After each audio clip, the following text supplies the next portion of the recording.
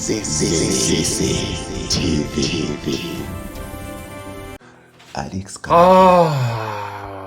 Well, my heart is heavy on this issue, South Africa, and it's heavy on different grounds and on different angles. Oh my God, what's happening? Okay.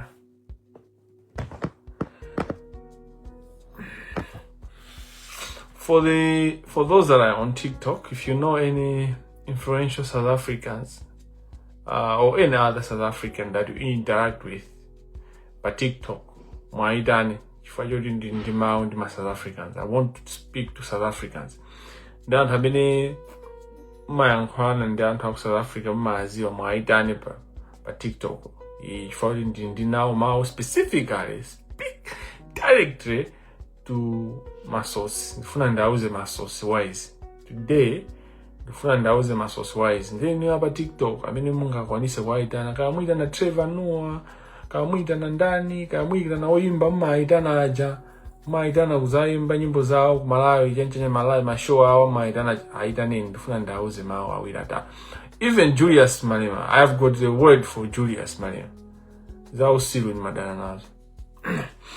Now, these zinto zili heavy for the I'm speaking to different audience.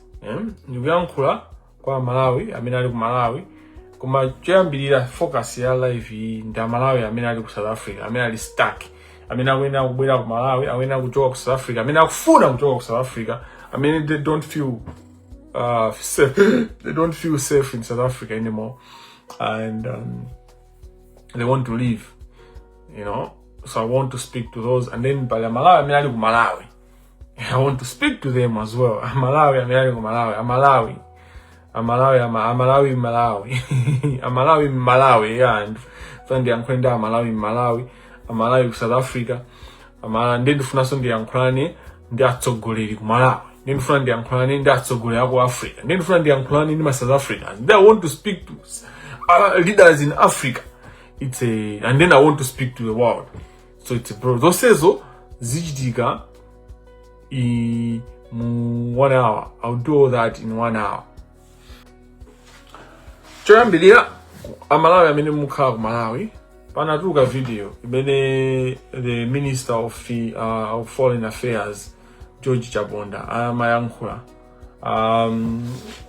video imene ndiyo lisindena kucheda nayo kuma video hii in essence kapanali ka clip kamene George Chabonda amalina unena kuti ku Nzimba tindi anthu amene anachoka mazulu angoni amene anachoka kuchani ku South Africa and anazafika ku Malawi ndipo anazakhazikira amene alibe mapepala and all that. Inaonera video, I knew what the minister was saying, anangodabwa kuti kuchoka mwakuti kwachitika chipokoso ndithu mapokoso anyoza bwanja nthawi Nzimba ati nena bwanja kuti ife ndi chani ine dziko lathu.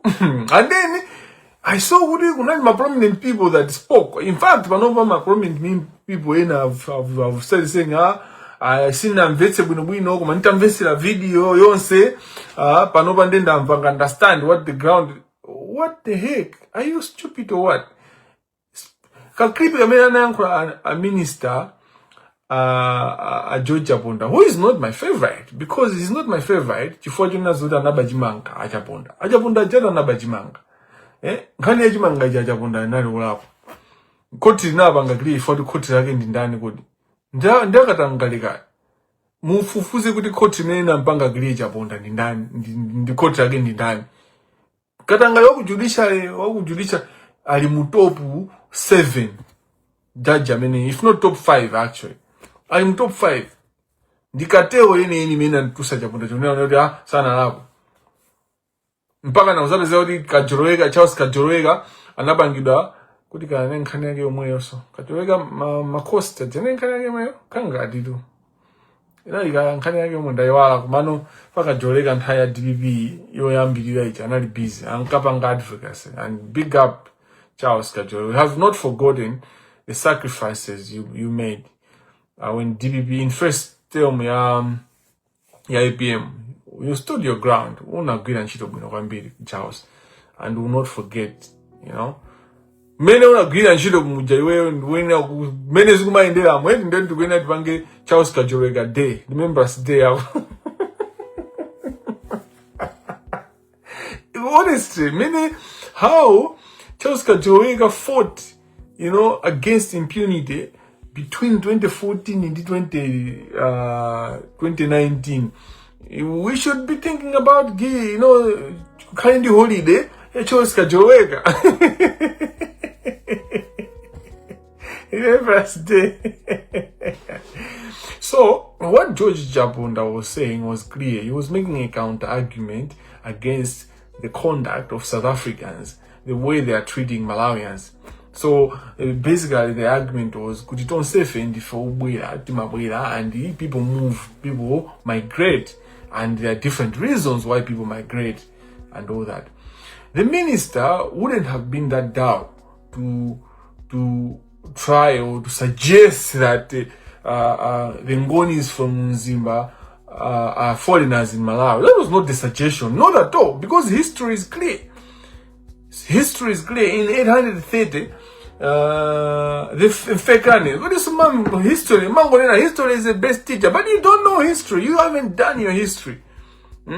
History is the best teacher, but you don't know what is the best history you have put some down. And who are another one 1830 kutoka South Africa, when Chaka atavuta Chaka Zulu, so they anthu amene wanaya nkhondo kwambiri, anthu ankhondo, anthu okunda kuphana kuti mfumu imakhala imodzi ndipo akakhalira kodikira mfumu amamuthamangisa ngona kuti azandipha. So anathawa kuthawa, you know, mfumu ina kuti impweteka ndikubwera kwangasete ku Malawi, anayenda mwambiri ndithu, to the fact that a minister who is from Lomwe belt, who is a Lomwe essentially, cannot call the Ngonis from Zimba as foreigners, because he and a very foreigner guy. George Jabunda, the Ngonis from Zimba. The Ngonis came here before the Lomwes. Alomwe abwera kumpa ku Malawi. Alomwe abwera ku Malawi in 19th and 20th century. But many these guys, they came in the 17th century. You know, they came area. So dzikoli ngati pali pakati pa Alomwe ndi Angoni aku Mzimba, anyake dzikoli ndi Alomwe amene Angoni aku Mzimba. Alomwe anapeza Angoni mwachidule.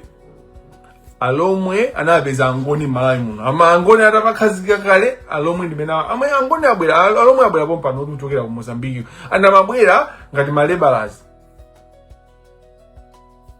So know your history and then you understand. But the minister was not saying whatever people suggested. Not even, you don't even need to go listen to the whole interview. Just what he said. Do you read that clip? You clip your man, hey, I misinterpreted the clip because I listened to the short version.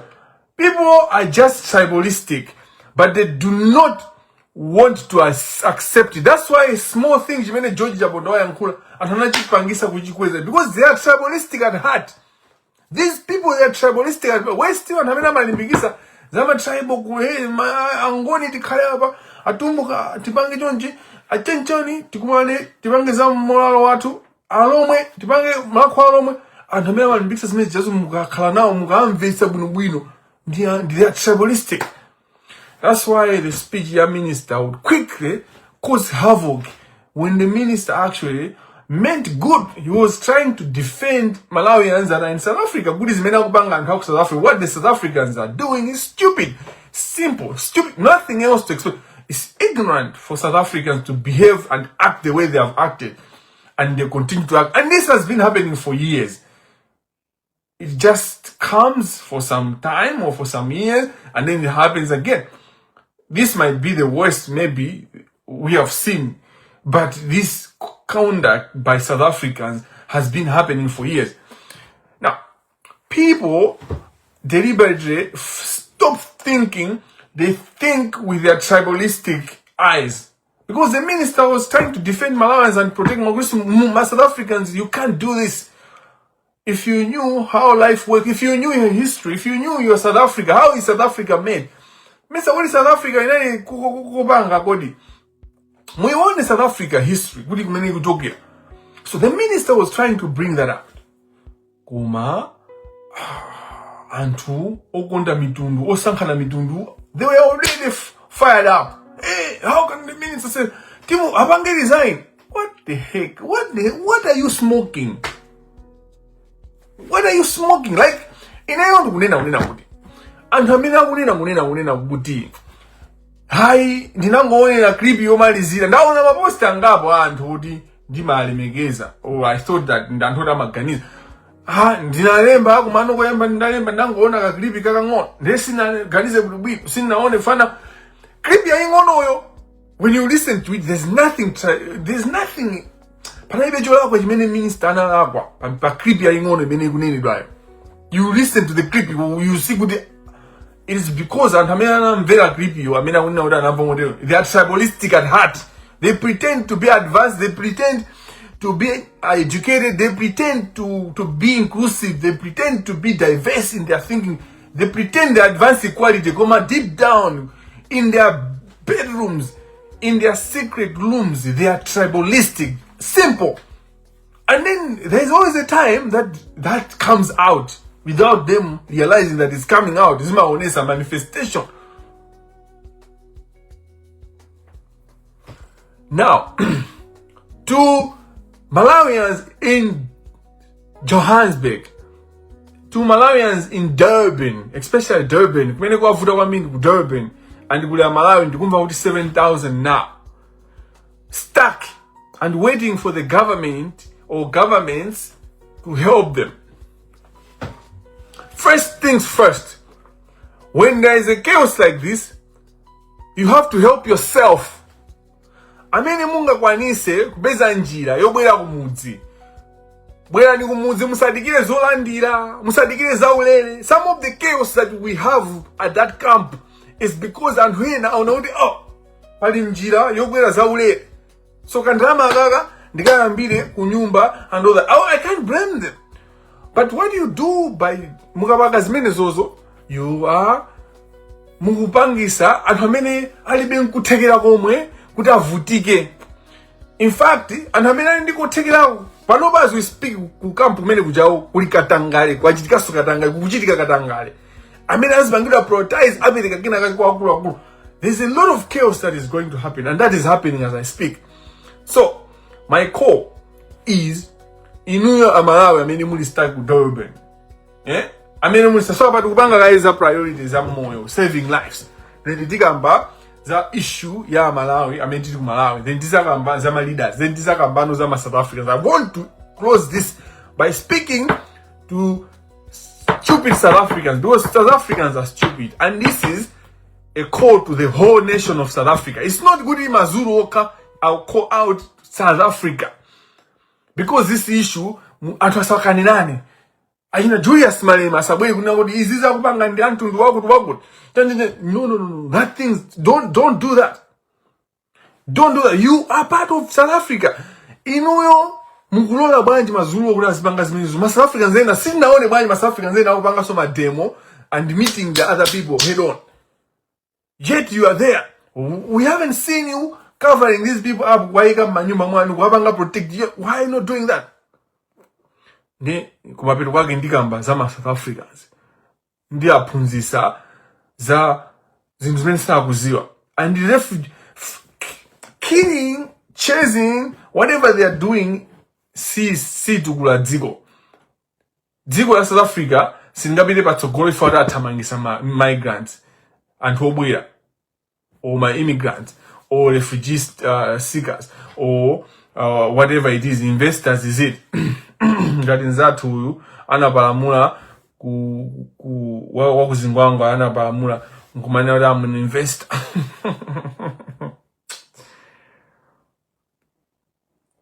Anzanga amene muli ku Durban ku camp amene munga kwanise kukwera ma transport kugwisa ntchito ndalama zanu pangani zimenezo mmango pangani zimenezo changu kuti muzithandize nokha komanso muthandize abale ena amene alibe amene zinthu zapeza ali oshota anthu onena kuti analibe ndi savings yomwe ku account wako na so that we save lives anthu achafike kumudzi. So responsibility ndiyo yambira kwa ife amene tili ku South Africa inyake ukampuko. We should not be anthu omangopanga push responsibility udindo. Ife anyange tikhale ndi udindo. Ndipo tipangane organize mukuziwa naso kumene koko mumaziwa kuti awa amablow wa life iyi awa amapanga chonchi awa ndoti mukuziwa naso. So prioritization ngati mukufuna kupanga benefit chabwino dikirani koma mukhalise kumene koko anthu amene ali osoweka amene afika ukampuko ifoti ndi anthu onena kuti alibe dika likose. They were living hand to mouth, which is a reality of most people in diaspora. Timakhala moyo wa hand to mouth. Even in a cinema vutika ku diaspora, it's very difficult to have to save umakhala mundu hand to mouth because life is expensive. So what more for my laborers? What more for my laborers? And I mean, it's hand to mouth. So I wouldn't be, or I wouldn't look down ngapena kunyazitsa anthu amene alibe ngakhale transport yobwerera. Ndikamana nkhula za anthu aku South Africa ndi yankhula mchizungu. Kuti bwanji kuti. Dekani kae. Dekani. So, anthu amene tili ku Durban, amene tili ndikuthekera kopanga ma transport patoka. Let's not wait for government. Before Malawi ndi chikhalidwe chimene chochoti even ngakhala amene ndikuthekera kwa kuja amakusiya kaye ndikutenga zaulere zija. Everyone wants akala ndi zaulere. Ndifake kuti chiyankhulo ngati chomanena kuti Fanta wako ukwatama koma kwambiri. Inu Fanta iwanga company yomwe. Fanta wake yomweyo, Fanta wake samakhala utentha wako ukwatuja. Akuti amakoma kwambiri. Ndi nkhani yongofuna tima ongolandira. So one of the biggest problem that we are having ku kampu kucha ndi anthu amene andi kuthekera kobwera ku Malawi. Andi ndalama zokwanira kuti athabwera ku Malawi koma akufuna aliyo atengeza ulere. Andikaganizidwe kunena kuti Fanta wakukwati amakoma kuposa amakoma kwambiri. What do you mean Fanta wakukwati amakoma kwambiri? Ndikhalidwe la dyera, ndikhalidwe la dyera. We have some expressions that manifest, that reveals what kind of people we are. Anthu adyera kukampuko Durban amene muli ndikuthekera kobwera tapangani zonena kunena kuti munyamuke muzibwera. Don't stop kapena musachedwetse anthu amene alibe kuthekera komwe, anthu amene alili ovutikitsitsa. We want the priority, anthu amene akwena kweme aibwera anthu amene alibire tukalikose. Chifukwa anthu amene mundika anthu nonso mufunanso mubupite kusogolo, mufuna mupereke ndalama, mufuna mudyesere kenakake kuti mufike kusogolo. So that we should not allow, and we should pay attention to these things. Chachiwiri njonena kuti pamene muli kukampuko si nthawi so yoti muzigonana so kukampuko so mpasani so mimba kukampuko mupapase ngati kuli ana achichepere atsikana mutigwiririre kapena mutigone mutipange difa. Behave. Azibambo maka michira yanuyo mangani sungani. Si nthawi ino ndaona ka message ina, I don't know whether it was a joke or what, akuti kakapo kena kufuna privacy kukampu kuja nje zopusa basi you mukutawa nkhondo kuti mphamvu azibambo pena pake zomayima mmazitenga kutiko anthu muli pa mavuto, you are struggling, you don't have food, mulibe pogona mpamene kuma mbezika muganiza za sex. Are you okay? Iwe mukutawa mipeni ya misosi matsotsi akudikira ndi mipeni kuti akubayi anyhow pamenepo mukuganiza kunena kuti panopa ndi kuti iwe ukuoneka bwino thako limene ndi bwanji. Iwe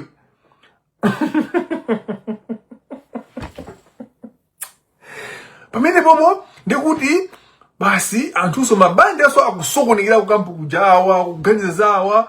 I think the body wants what it wants. No. The body wants what it wants. No. The body is you. You want that.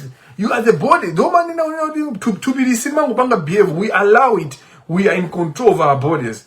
And we need to learn. If we are not, you're going to die, guy.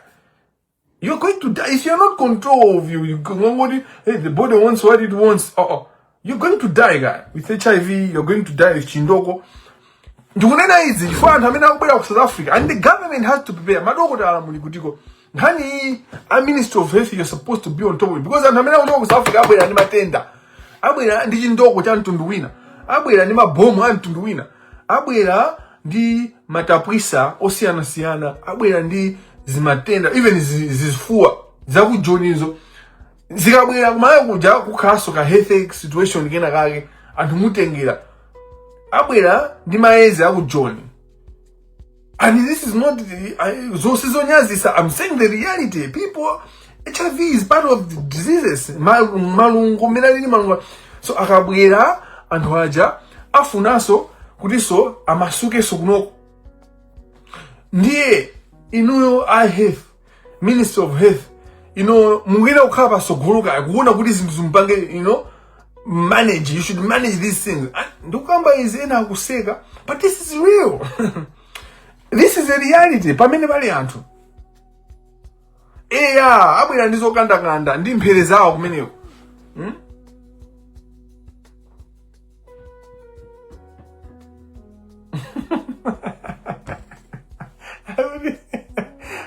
Ndagona na manji kukampa ndoti sana sambi atizonunkha akungonunka zanyasi. Misa kuti the body wants what it wants. Simunamve ayankharu the body wants what it wants. You haven't bathed for 3 days, but you're busy. You want sex.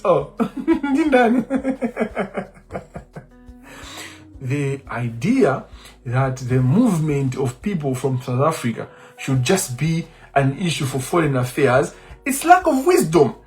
This is an issue to do with foreign affairs, Minister of Health, even Homeland, it was supposed to be involved. Coordination, kumapanga coordinate zintuzi. Homeland, we're not involved.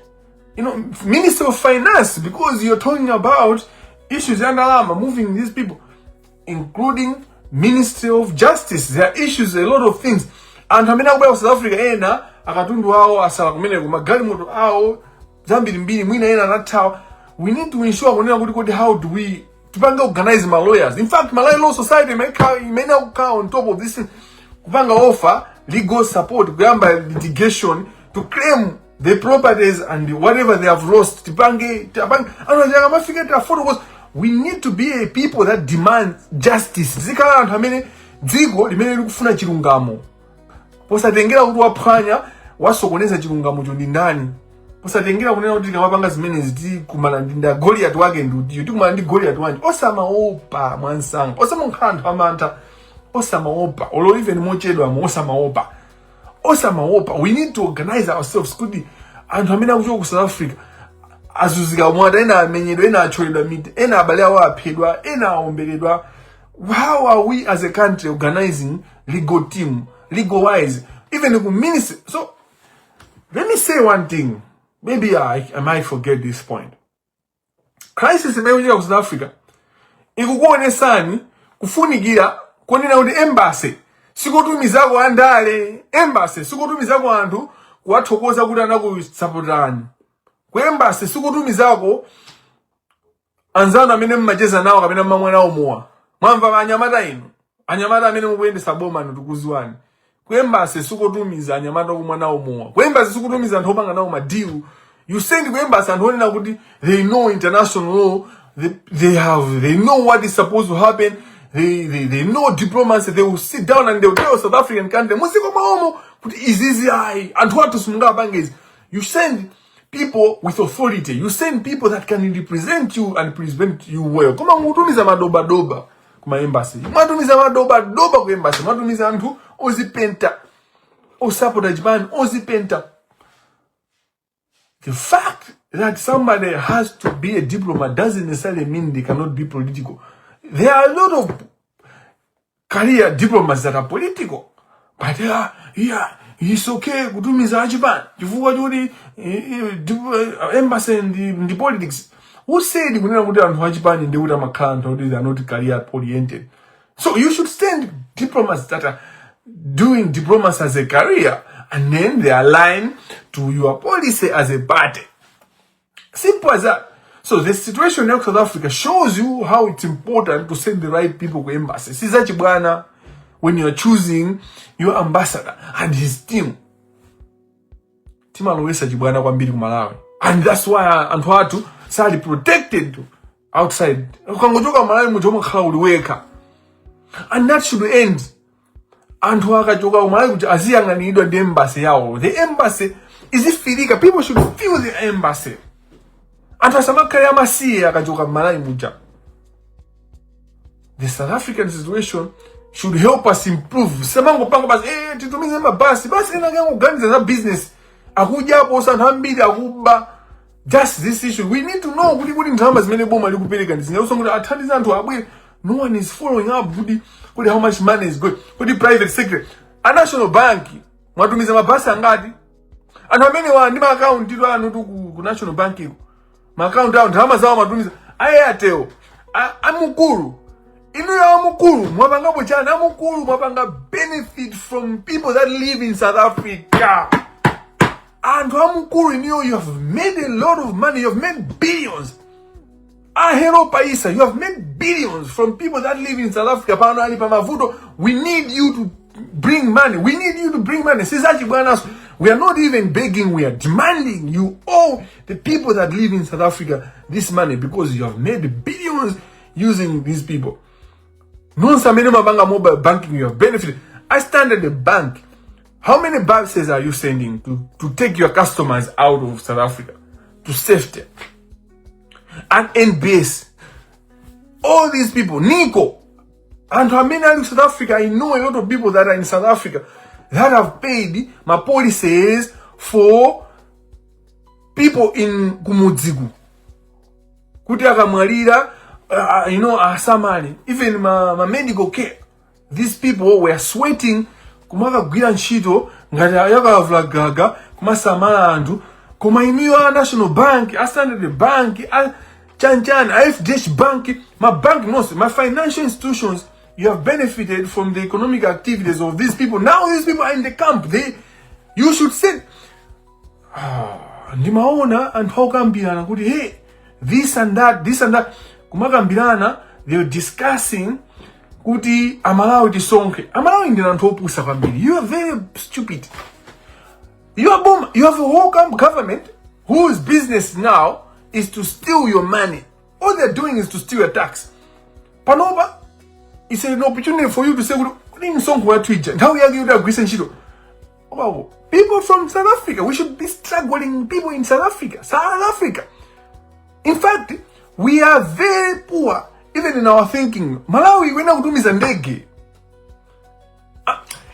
We can afford flight to take a ndege. As my Anna, the pregnant women, they shouldn't drive as I said and get a bus or no sale. To now take a ndege from China. We should take ndege, wanga higher ndege. Why are we poor? Why are we poor in our mentality? You think we can't afford Galimoto? I mean, we can't afford a plane? Sitinga wanga afford a plane in the whole country. For people that are in danger, and for mimba, as my pakadi, as in Yamuka, kumene kujako basi 24 hours, akuyenda. Mabasi. Even Antonga that be passport, they're coming home. They're coming home, God. Why should you be requiring a passport for someone to come home?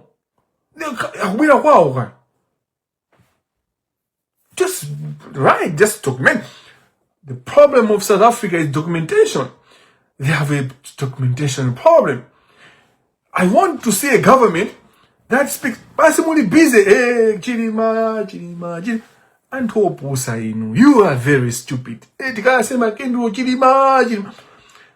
have Malawians that are dying in South Africa and you are thinking about Chirima.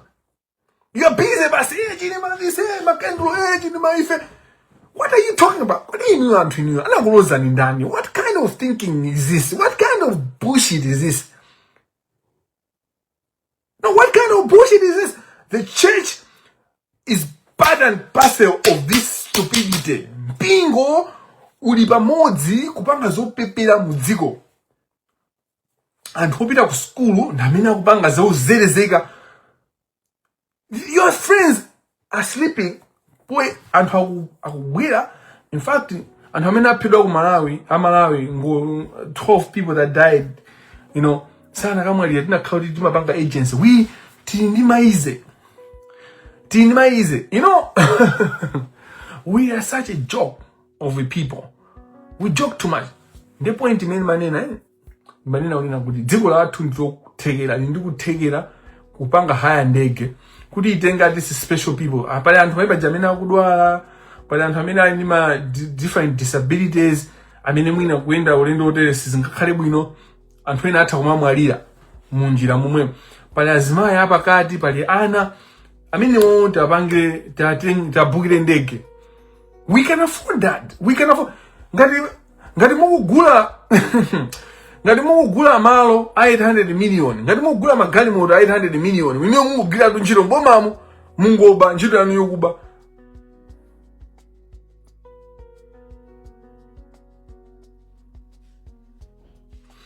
Mo banga deal with real issues, basi busy kumangoba.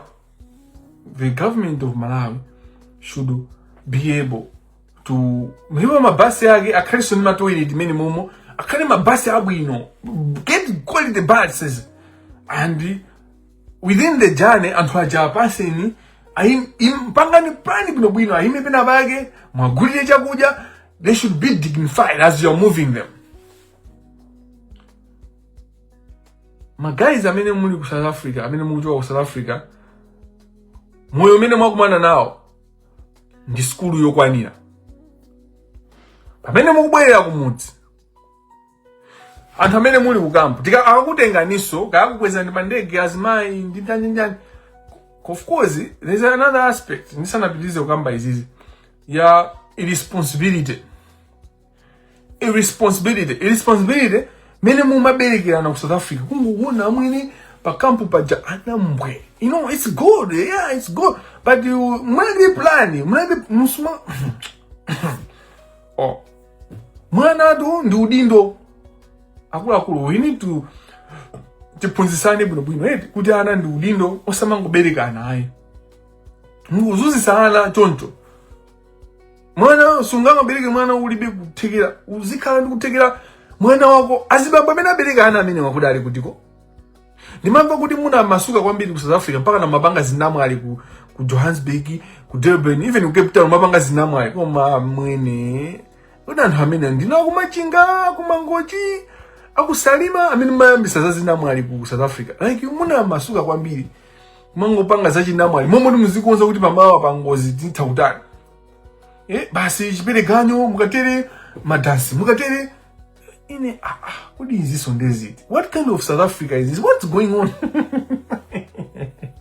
Zina mwaziba samoto no kasu mwaziba, you know, and of course amena kupanga zo kando pusa kuma pano tukambira ndo katu kwa jije watu nambo perepa tilonge naze indu yere tilongozole njomba perepa chemwali anono akutenda ili kutonda kuona indu yake ya mukupanga ya matapwisi indu yake mwapita popa njomba yamboi mungu itenda yere mungu itenda yutani mungu yendesa bwanji dilo njomba mire majabo salongosola basi akazi mbwe paka na zinamwali basi pamene paja nambo perepa akulongosola na nansope akutenda ili uyendesa bwanji nkhani anono nambo anono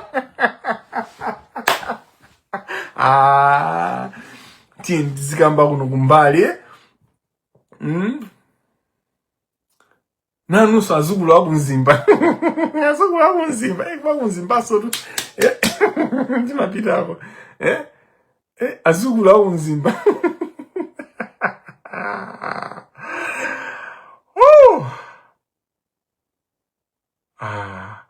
azukulu akunzimba ngoti una mbembe kamangira una mbembe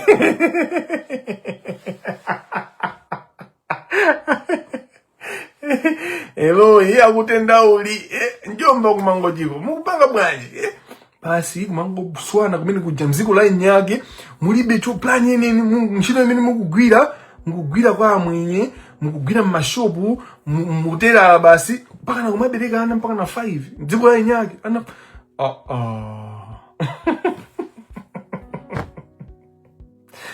mziko la nyage basi mulibe so mapepa so kali na mziko moso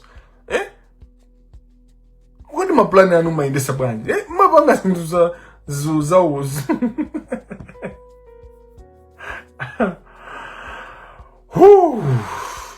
Ai, tipunzire kumakhala chelu ziko la nyaji chine chimatha kuchitika. Osamongo masuka ngati choncho ngati but point ina ndionena kunena kuti dziko la Malawi now ndifuna ndikambe zaife amene tili kumudzi now ndisana kambe za anthu amene kumudzi anthu amene munthu ku South Africa mukubwera ku Malawi kuno Malawi kunoko musabwere ngati maduli sino maduli fa munakhala maduli ngati munakhala masosi munakakhala bongo ndikuthana ndi masosi anzana musabwere ku Malawi kunoko mwafikano ngena muzito opyeza mmiseu muzile pera kuyenda basi muyambeso kubaso town mutikuomberani tithana nanu apolisi mukhalelede kukhwimisa chitetezo anthu amene akuchoka ku South Africa ena yake kulizigawenga zimene ntchito imene mapanga zinenso zigawenga kumeneko kusayi kuti Amalawi onse amapanga zabwino so tikhalire tuchero mwakumbukira ndinadzakamba point ya coordination nakamba nkhani ya ministry ambiri including Homeland so Homeland ikwenda ikhale pa chero kunena kuti anthu amene akuchoka ku South Africa kakhala kagulu kena kamene even ku South Africa ako kamayima anthu panjira kumabera kamabajani kamaba magali moto chancha because I know the syndicates I know how Amalawi amene amabera magali moto ndikukuziwani kagulu kanu kamene mmayuza ma insurance companies I know what you're doing ena ndanzanga ndinali ku school imodzi pano munayamba business jai kudaboti wandrama zachokera kuchoni ine kukufufuzani akumenya atu akubatu magali moto ahoti awo they are using this insurance industry they akubera ma insurance magali moto ahoti ata Aisha iche kuno kuti kushawa ati kumeneko mabanga mashawa ku South Africa Aisha iche kuno muli kusana ngoti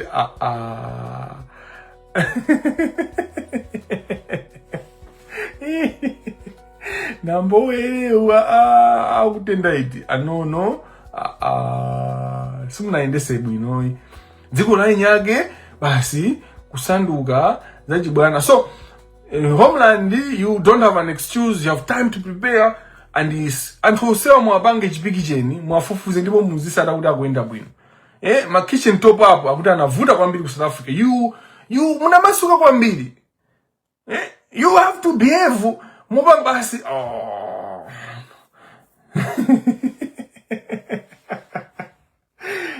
anthu amenewa mukabwera kunoko inuyo ajina asma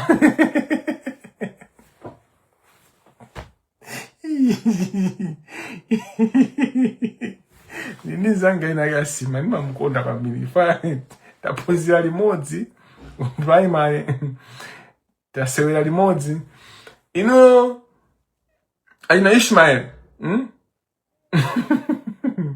aina Basikolo aina James mukabwera kumalawi kunoko sikwisoni ni madolo so muzioneka ngati madolo bwera kunoko basi muziopyeza sana chancha ntakubonesa wena masimbi wena kunjani wena hola basi avala chipewa chawo chita nakhala kuti ndachili pafupi nakava basi hola WhatsApp wena kunjani ntakubonesa wena masimbi ngoti kusampeni mukatero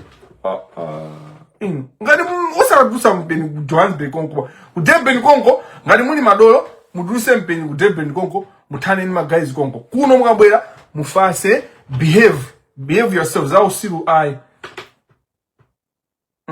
zausiru ai mukabwera kuno behave behave mzavuta moyo.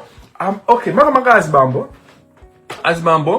ndi vuto lonena kunena kuti kuyambiraso kumadivuta.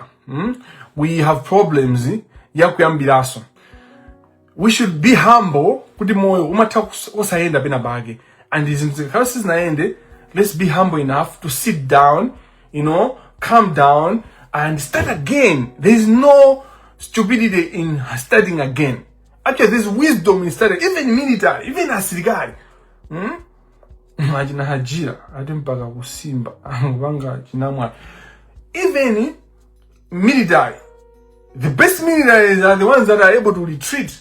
In America, mnaona mene mamba nkhondo yake ya Irani matama ukhawo chanjini ataona mene Irani kubwera Trump anonda atiti kambirani kunali ku retreating image kuti abange supply ina kuti aba ndizendesa bwana ndengati America mene ili America ija imapeze kuti yabalalika ndikubwera kale ndimukuli bwanji inu moyo wanu osapanga manyazi bwerani basi dekani kaya munali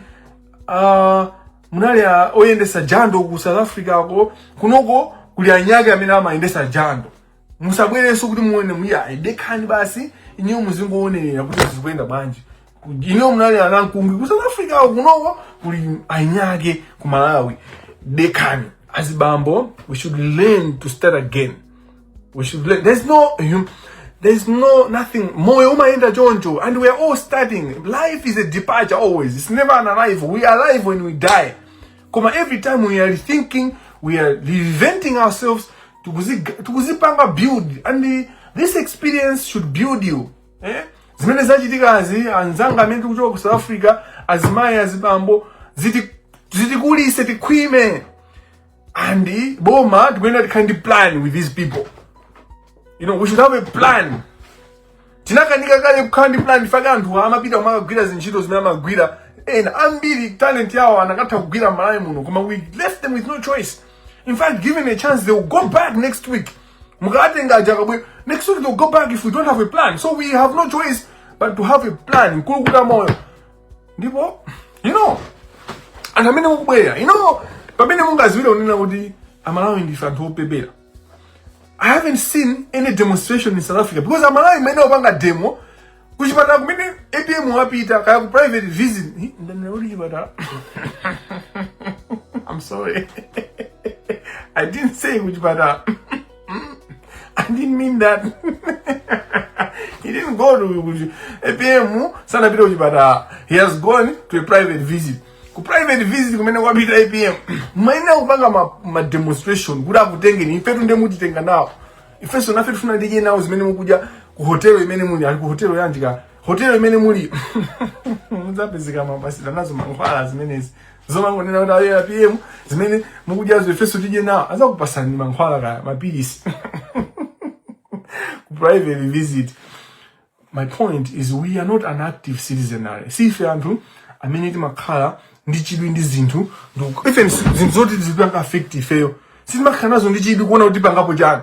We are supposed to cause chaos ku South Africa kuja on the arrival ya president watu wabwera APM awina apite ku kampu.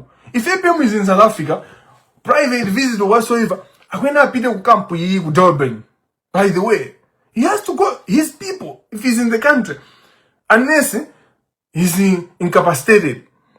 Ndemutu uze ngadali incapacitated kuti ziziyo zikafika pamene popo ndi never. Komano president akhala bwanji ku South Africa, apita bwanji ku South Africa, red carpet and all those kind of things, masairini, security, chanchani, komosa kaona anthu ake utebe. Apita kaone utebe. Ngati wapita ku private visit and private visit, he can go and see his citizens in his private visit, in his private endeavors. Unless he is sick. And if he's sick, may he get well soon, which I doubt, because condition ya APM yona udawena zingo landira treatment manage for he's old in one cool and hali ndijani udindo wa senza Malawi wake so chikampuligire fa Malawi janafika ba chikampuligire.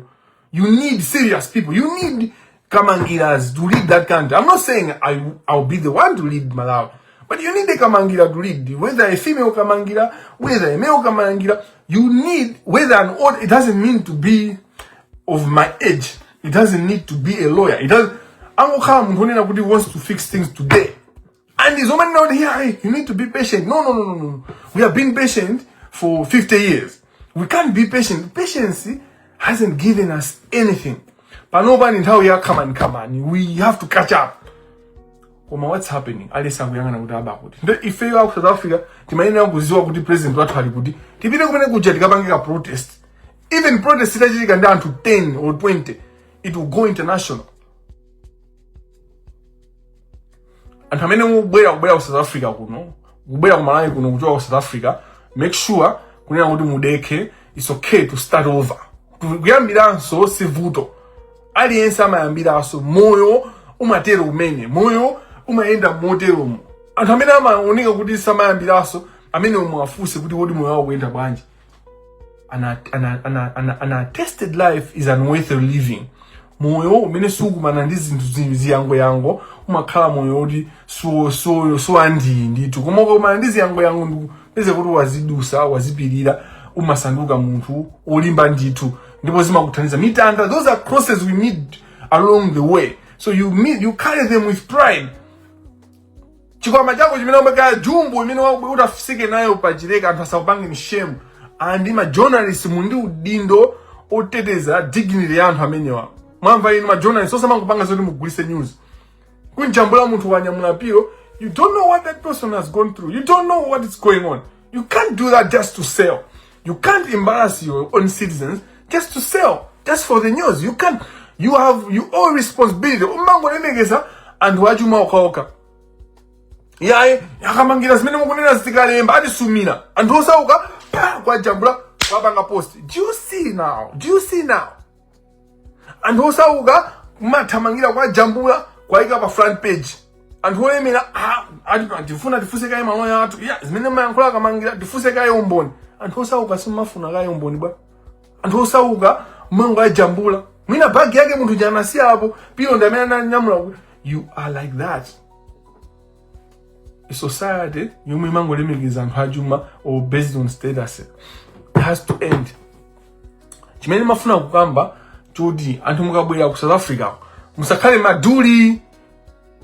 Inyo si maduli ngati mwathamangisidwa kuna wake wo ndikubwera ndimukhaso bwanji sinu maduli. Calm down. Kumudziko musavutise anthu. Timatownship imwo musavutise anthu sinu maduli ndinu makabe. Kumano chachikulu ndinu Malawi. Ndifewo tukula anda Malawi, make sure kuti mwalandira anthu musakaliso basi kungwachitira nsanje. Kumaona ngati akulanda nanga just because munthu andi sneaker and t-shirt yolemba apa tani ama South Africans makonda malebo. Malebo ake achikale nake koma ndi malebo basi.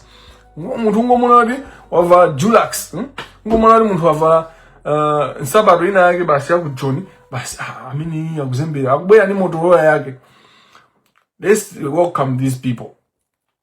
Tewalandire ngati the prodigal son kati walandira hage nditu tipe nyama tiapase opportunities. Let's allow them, let's embrace them. Tapange integrate. No, don't give let's not stigmatize, because when you stigmatize then anthu ajamata antima then alowerera then ndameta tisokunezi the ones that are going to traumatize us. If edimati tukuwapanga zawo tukapanga nkhaza kumaona zoti atipanga nkhaza. Tiena anthu ajati alandire boma ndanena kali mpange ma process. Ndalama zilipo. Ndifake mukugula magali moto, ndifake mukugula ma plot 800 million. Malawi timasewesedwa kwambiri. Ndifake mukutumiza ndalama, ndifake mukugula ma truck. Mukuziwa kuti ni Norman Gisali. Oh, Norman Gisali akumanga manyumba actually. Pafupi ndi airport. I know all the details about Norman Gisali. Ndipangira live ndi bwana wake. Fa pita mukito sinatane naye. Ndikudikira kaye matraki amene wagula 100 kuti afike pa level ina yake. Akafika pa level ina yake ndikatola information yokwanira. Level imene akusunisa. So no ujeni pita mukito wagula matraki 100. Ndimuntu olemera kwambiri. He makes his money clean money. Yeah, he has bought 100 trucks at once. Yes. No, he needed DPP to be in power, because you know DPP imathandiza kuti ma business azienda bwino. That's why when DPP is in power, he's able to buy at once 100 trucks. Peter Mukita amene. Kumaika kauli ndi MCP jema sokoneza economies, you know? So, sangate kugula, and business, sanga gule matragi, even imozi yoka, sanga gule, for the ama sokoneza MCP. Then saka mbunu za kufoneza ni economy meima endera, economy ya DBB ima tandiza a business. Amu DBB mo, achina Mukito kutata kugula matragi 100, and I'll explain how that works. Economy meima endamani. On the other side, we have to be people that are paying attention to what's happening around us, including to the fact that there's a reason why people move to South Africa. Now, I'm discussing these things separately and in detail because there's a lot of mix and match. The chaos that is happening, the stupidity of South Africans has nothing to do with what has happened in our country.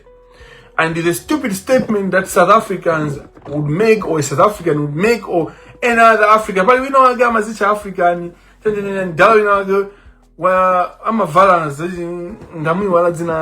don't want to, you know, I'm a Yanklo as Africa, as Africanism, Agudi, he's okay. The Malawians or the Africans, they should go back to their countries and fix their countries. So that's stupidity. The people that are in each of these countries, they have enough people to fix the countries. Why should we need people that are in South Africa to come and fix the countries in these African countries? We don't need these people to come. We, the people that are in our countries right now, we have the capacity. We should be the ones to push and all that. So the point is, we don't need people to be chased from other countries for our countries to be fixed. For God's sake, what kind of argument is that? What kind of stupid argument is that?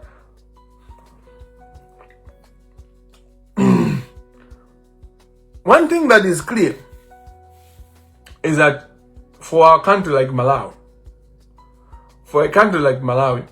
we have all the potential. A very small country, easy to run, easy to fix, easy to distribute resources to the right places, and to start, you know, an industrialization and an economy that is worth appointing as an economy. Because right now in Malawi we have a cooperative. We are running a cooperative. It's not an economy. We don't have an economy. An economy cannot be the one that we see, where the majority of foreign currency is found in the informal sector, is found with the cartel, is found with criminals. When the banks don't have forex, and the little forex that the banks have, they are also selling it to the cartel. That's not an economy. Reserve Bank of Malawi is just a symbol, but it's not doing its job. For years, it has not been doing its job. It's actually have been enabling these criminals. So that's the biggest issue. We need to push our leadership to start working for Malawians, for the country.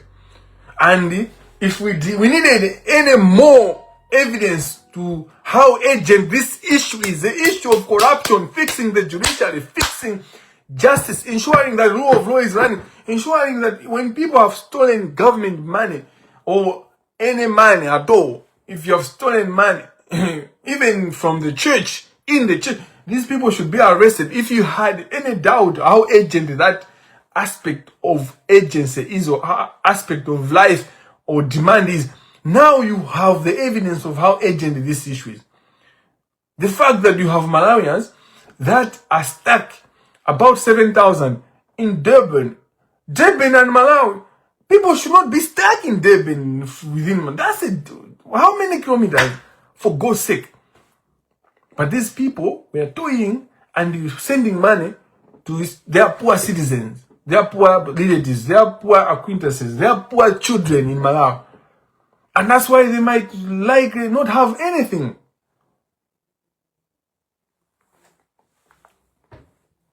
The other thing that is very important is for us to demand the accountability, and I demand treatment here, accountability, and treating these refugees or people that are stuck in Durban and in South Africa at large with dignity. Demanding that it's not only buses that can move Malawians from South Africa. We can hire planes for those people that need planes, the elderly, the women, the children, the pregnant women, those that are sick, the pregnant women and those that are sick. We need to dignify ourselves. We should be a people with pride. Have some pride, have some purpose, be decisive as well. Some of the things that we are struggling, the discussions between Malawi and South African because of the indecisiveness. Make decisions and start moving people as quickly as possible. Malawi and South Africa, we are so close. Why is this a nightmare? Why are we having people stay that long at the camp? Both Malawians and the leadership, you see, you were doing what the South Africans are doing, especially the government of Malawi, was doing this even worse to people from Burundi, people from Congo, people from Rwanda, and people from Africa. Those that were black, you never did this to white people, you never did this to Indians, you never did this to Asians, that are even in majority, that are in the country illegally. But you're targeting the Rwandese, you are targeting Africans, Afrophobia.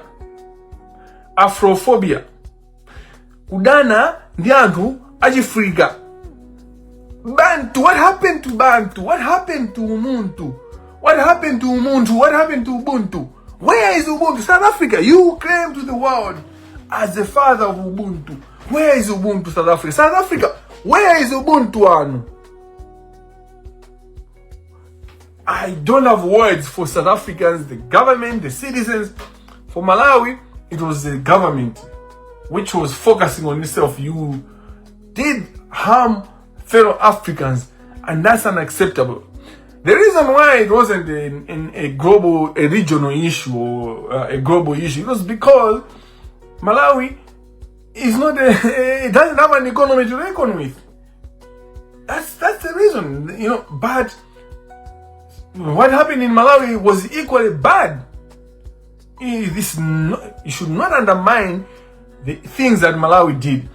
Let me say on this aspect, I would have to have a further conversation just to discuss what happened. But I did a live before on what happened to Malawi, including the Inua advocacy, how Inua was chased without justification. Up to now, Inua is not in the country because they were protecting the rights of refugees. The right to remedy is critical for any rights, for any legal system, for any social intercourse. In any society, for people to interact properly, you need rule of law. So they need a remedy where a violation has occurred. Now, let me move away from Malawians in Johannesburg, Durban, in South Africa, and Malawians in Malawi, and Malawian leaders now to South Africans.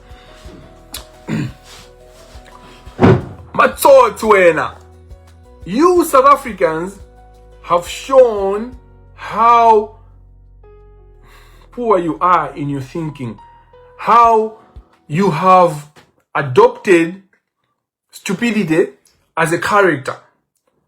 And as a nation, this is not about the Zulus.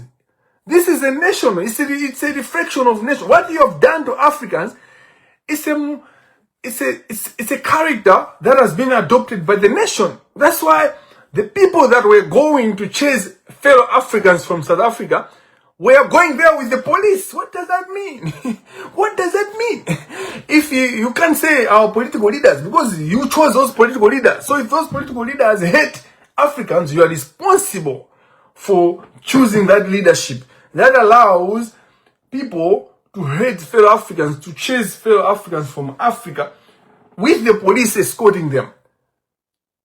Basically, the police protecting the criminals to do the crime and not be arrested and they get out.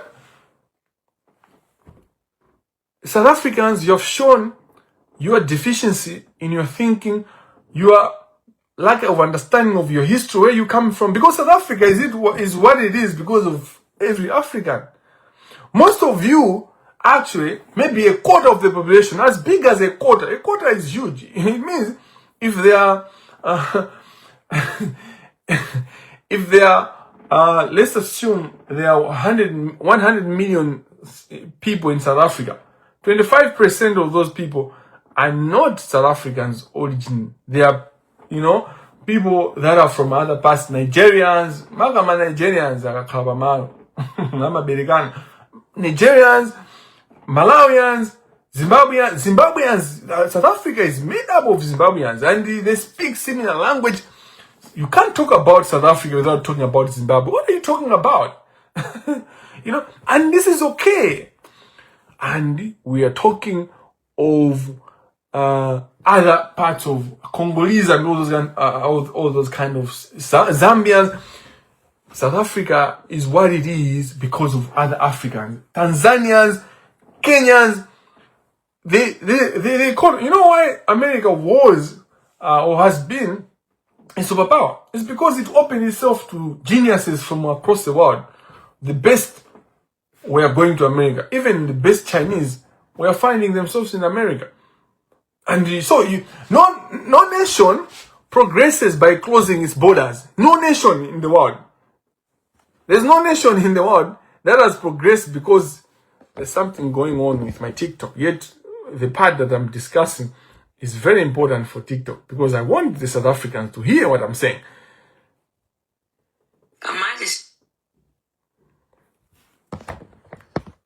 There's no nation that progresses.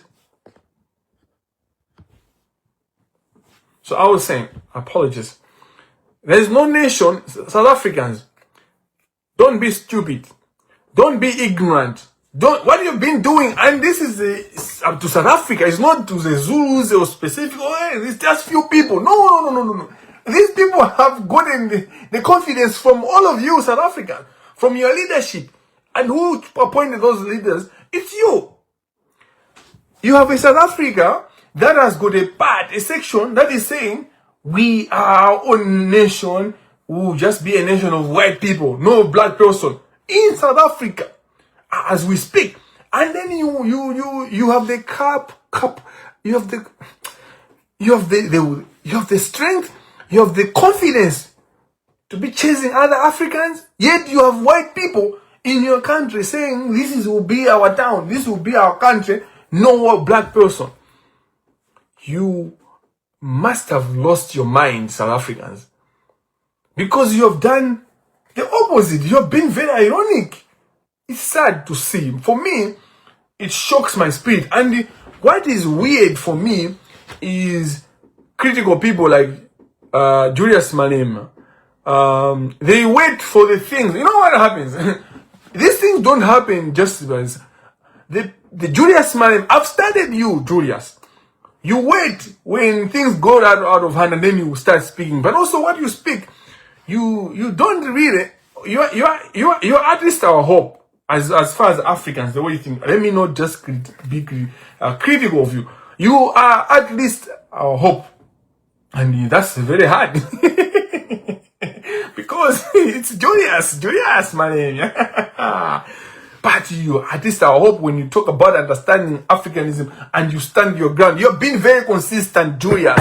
I give you your credit for that. You've been very consistent on your statements. But are you telling me, Julius, you're failing to organize South Africa to stop this bullshit? Like if you're failing to organize Africans to understand this simple concept that you cannot develop a country by closing its borders, how are you going to lead South Africa? Who are you going to lead if you can't lead people to understand that? Because the Zulus get their ground to do what they do, the confidence from everyone, from the South African approach. South Africans naturally, especially South Africans that are in South Africa, not that are in diaspora. In diaspora, South Africans are one of the best people you meet. And they treat you nicely with fellow Africans and know that South Africans are not a problem in diaspora. But South Africans that live in South Africa, that have grown up in South Africa and they have grown up in Africa, they think South Africa is the best thing that has ever happened to the world. Like, for God's sake, what are you talking about? South Africans that have just been living in South Africa, they think South Africa is the best thing that has happened to the world. Like, I laugh. Like, I look at it, I laugh. Yes, it's a better country in terms of a number of things, but it's not because of Africans. It's not because of you, black people. It's not because of you. It is the white people that organize that system. And you have come and you have destroyed and you continue to destroy, and then you're destroying yourself. And Nelson Mandela, when he came out of prison and became the first black president South Africa, one thing that he did, which you South Africans, you stupid South Africans, who are in majority, in fact, the majority of South Africans are stupid. That's why the Zulu people, the people that are causing havoc, they are getting confidence from them thinking, the confidence, the direction, the understanding of the majority of South Africans. Even those that are not going to the streets, even the media, they're reporting how they report. I am very, very upset with the ignorance and the stupidity. Because, you see, Nelson Mandela, he said, I do not accept you to leave tomorrow just because I'm president. He said, if you want to build South Africa with me, you stay and you work hard.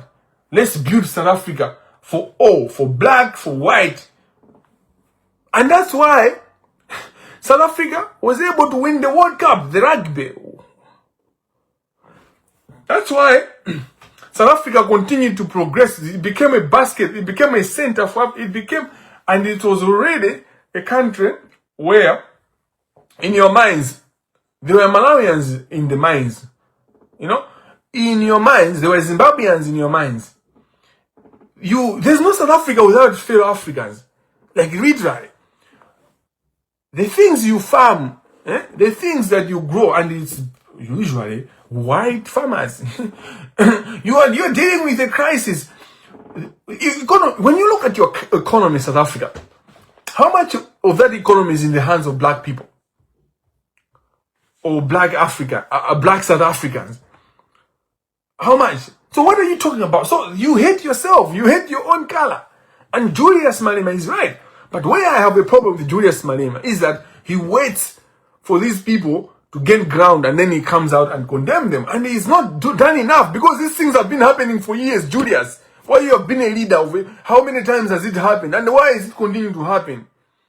Why is it continuing to happen if you don't like it? If your structures are built in a way that it was. So I don't like politics of Zati Pamaso, hypocritical politics, where you say something else or what on the ground something else is happening. These are what in fact, the people that are doing this, they are your supporters. They are people that like you. That's why they actually expect you to support them and to be on their side. And every time this thing is happening. So where is your leadership, Julius? We depend on you as fellow Africans, as young leaders like me. I look up to how you stand up your ground in other things. Not everything, but in other things. Now, how have you been now? So I'm looking at Trevor Noah. You are a global icon, comedian, and you are an educationist. I see you as Trevor Noah. I see you as an educationist. How are you allowing this to happen? How many shows have you discussed this important issue? You discuss American problems so well, European problems so well. How are you not, Trevor Noah, how are you not putting a script that talks about these things? For a long time, these things have been, how are you not? We have rugby stars, the captain of South Africa. I support rugby just because of South Africa. I follow rugby just because of South Africa, but not anymore. Now I support the Irish team, who are the best in the world in rugby. But before these, xenophobic, stroke Afrophobic behaviors, I was 100% South Africa. I support South Africa. And it's difficult for me to support Ireland because every time I see a black team with a white team, I am just attracted to the melanin. And it was difficult for me to support Mexico, but I had no choice. And Mexicans, they do nice taco. And they behave like Africans, they are families. So it's easy to associate yourself with a Mexican. But it's not easy to support Mexicans in the World Cup when they are playing against South Africa. But we had no choice. Bafana was on its own for the first time in a country, in a match where they are playing a European or a nation that is not from Africa. Let me not take much of your time, South Africans. But what I can say is that you are shooting yourself on the foot. And I think by now you're already aware of this. And by that, I want also African presidents, African leadership to come together and bring some sort of sanity to South Africans by showing them that they can't stand on their own. They can't. That aside, all African leaders should be embarrassed for whatever is happening in the continent of Africa. For lack of leadership, for lack of political will, for failing your citizens. You have failed your citizens. You have failed Africa. African leaders, you have failed Africa. And we need now to awaken. We should not wait for a Messiah. And there will be how in the know how we are one, and you speak Bantu. You speak Bantu languages. So now in the know Machawi. African leaders, Machawi. Machawi African leaders. We don't have time. We have wasted 100 years. We have wasted a lot of colonialism, stole everything, and now what is remaining? You are allowing it to be stolen through neocolonialism, through corruption. You are just part of the corruption. Nonsenu mungo gwizana kubela antwanu. You're just stealing from your people. And that's why this chaos is happening. No leadership, zero leadership. African leaders arise to the occasion. This thing should not even have reached where it is now. Why do we have Zimbabweans being treated like this in South Africa? When you can't talk about South African economy without Zimbabweans, you cannot. You can't talk about South Africa economy without Zambians and Malawians and Kenyans and Nigerians even. Let's not forget. And do you see how embarrassing it is that Africans, the Zulus, they are quick to take off a knife to want to kill an African, someone who is black, but they can't do that to an Indian, to an Asian. There are a lot of Asians. In Durban, I've been in Durban, I think. And I saw so many Indians. Has that changed? The Guptas had a plane landing at the military, airport. At a base, a military base. Now you are chasing Africans with a knife, with a machete. How more stupid can one be? I don't know. You have white people in South Africa. You are not chasing. So I'm not saying, no, don't chase South Africa, but chase the white people, or don't chase, but chase the Asians. I'm just exposing the stupidity, the pure stupidity. But this stupidity has been sponsored by the leadership, has been sponsored by the form of education, has been sponsored by years and years of inequality within South Africa. There is inequality. Some of these characters and behaviors is because of inequality, over years of inequality of these people. Then they lose it and they start doing things that you can't understand. But it's an issue of inequality. It's an issue of ensuring that you uplift these people.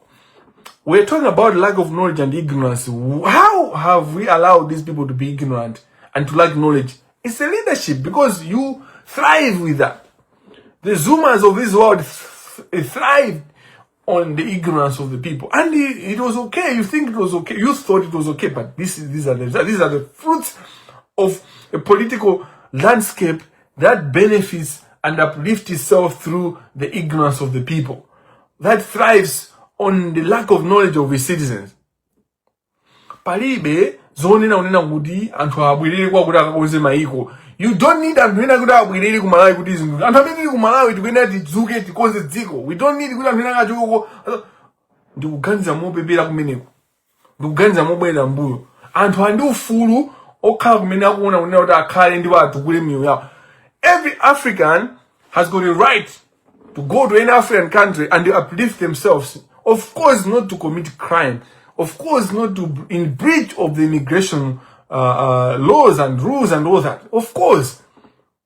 And this is where people are able or are not able to question themselves, to say, really, what are the statistics of crime in South Africa? South Africa Africans are, in 90% of the crimes are committed by South Africans. 90%. I'm not even kidding you. And then, when 1, 2, 3 foreigners commit a crime, hey, this is foreigner, this is bloody foreigner. Come on. Being in a foreign country doesn't mean you can't be criminals. They'll be criminals. Of course, from other countries. Other countries cannot say, no, we'll send you pious people, we'll send you priests, we'll send you pastors. Oh, should we send you a prophet? South Africans, do you want us to send you another prophet? You know what Bushiri did to you, eh? We sent you a prophet. Even worse, we should have sent you maybe a drunkard and not a prophet. But that was just a light moment. The truth of the matter is that the responsibility to behave accordingly as a nation lies in all of you. And when Africans are mistreated, the responsibility lies in all of you as well. You know, if something happens, when something good happens from South Africa, when South Africans have done something good, you all celebrate.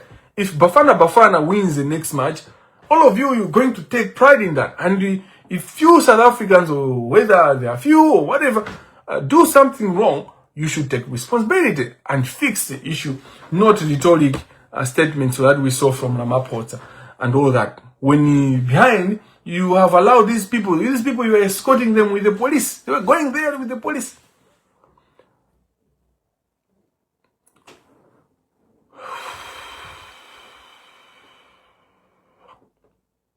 Life is interesting because history teaches us that the Nigerians did this to Ghanaians in a train, and the Ghanaians had done this to Nigerians. And what we see is that it destroys the nations that do this. We have seen that in Malawi. Malawians did this through their government, not Malawians, but the government of Malawi under the Dr. Razas Chakwera committed crimes against immigrants, you know, using the police, you know. And what happened? It affected the economic activities of the areas where these people were doing businesses. And these businesses could not be taken over by anyone else. And that's what we are seeing in South Africa, and that will happen more. And people that were working in the farms, the people that were working in the groceries, the people that were... The economy of South Africa is dependent on Africans. It's not dependent on South Africans. For God's sake, how ignorant are you? South Africans, the economy of that country is dependent on Africans. Let us pray in the name of Father, Son, and the Holy Spirit. Glory be to the Father, and Son, and the Holy Spirit, as it was in the beginning, is now, and ever shall be, world without end. Amen. In the name of Father, Son, and the Holy Spirit. Amen. Let's be practical. Pragmatism is very important. Let's be action-oriented. The government of Malawi, be quick. Act urgently. The patience that we have, it will lead us to the grave. We are going to die because of the patience, the lack of agency. These people are stranded. This is not a wedding. This is not, it's not a beautiful thing that they are at the camp. So rush. Are you not embarrassed? So it's embarrassing. Quick. Let's scream. It's like a baby that has pooped themselves. You don't remove the diaper and just leave it for some time and admire. We are like admiring our poop. What is happening? You don't poop and then admire it and then stay there in the bathroom, in the toilet, looking at admiring your poop. What is happening in Durban? It's our poop as a nation, as Malawi. So we need to be urgent and quick to clean up our poop. Wipe up our asses. Our asses are exposed and they are not clean. So we need to wipe. Quick, get your tissue and wipe up your ass, Malawi, by taking the Malawians that are stuck in Durban back to the country through buses, through planes. Other people have to travel by plane as quickly as possible. Those that are pregnant, those that are babies, the elderly, those that are sick. You should fly them. And we have the money. You collect tax. This is what you do. Well, this is what you do for these people that have been paying tax. I'm calling out the financial institutions, all the banks, Mukuru, Hero Paisa, all the money, mobile bankings, the Airtel, TNM, the people that are stuck in Durban, they are the ones that were giving you billions of profits. At that juncture, let me thank you for attending and for participating in this live, despite the fact that we have a beautiful match that is going on in the World Cup. Go have fun. God be with you. Good night and good morning or good afternoon to those that are in other parts of the world. South Africans, I'm watching you.